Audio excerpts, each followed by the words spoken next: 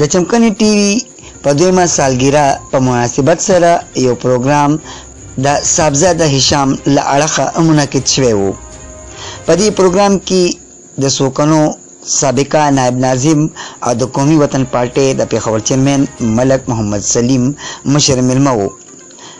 د اسلامی کالج د اسلامیاتو شعبې سابقه چیرمن پروفیسر ډاکټر محمد حنیف په دې پروګرام کې په خصوصي توګه باندې شرکت کړی و.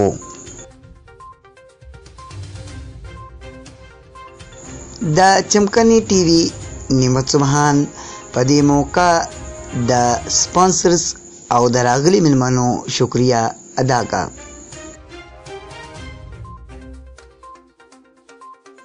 مقررینو د چمکني ټيوي په 2 کاله پوره کېدو باندې مبارکباد ورکړو.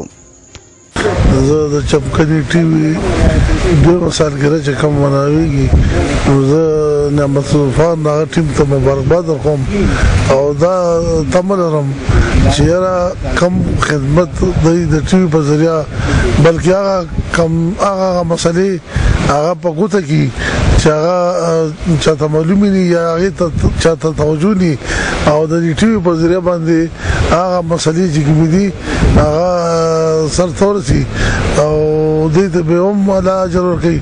هغه داسې بعضي غریبان کمزوري خلک چې هغه چاته معلوم نه نو د دې ټيوي په ذریعہ باندې د راغي دا کول شي وایي سره خلک امداد هم کول شي.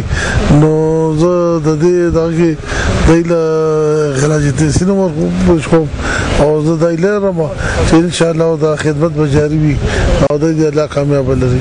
ټول ناول زه چمکني ټيوي ته سالګری په موقع باندې مبارکباد پیش کوم او دویم زه نعمت سبحان بھائی چې کوم میشن دی او چې کوم یعنی هغه سټرګل روان کړي نو هغه لپاره زه دعا کوم چې الله پاک نعمت سبحان بھائی له نور هم ترقی ورکړي او دا چمکني ټيوي چې کوم دی نو زمونږ د کلیو پہچان دی دا دې همیشه وي. دا نن د چمکني ټيوي د ټیم دویمه سالګره ده، دویم کال پوره کیږي. په دې موقع باندې د زلمو د تقریبا انعقاد کړی دی.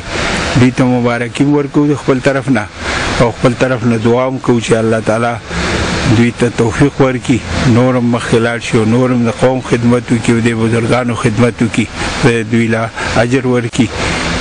او دا زور او دا نن چې موجوده دا ایوارډ والا دوی دا کم تقریبا انعقاد کوي نو په دې باندې د زړه نه دوی ته مبارکباد پیش کوم او خدای دې کړي چې د آینده لپاره خپل ټول څومره تعلقات څومره کوششونه دي هغه همدغه زمونږ د دین بزرګان نیکان عالمان د هغوی سره خپل هغه نزدېکت او خپل قرب جاري او ساري وساتي.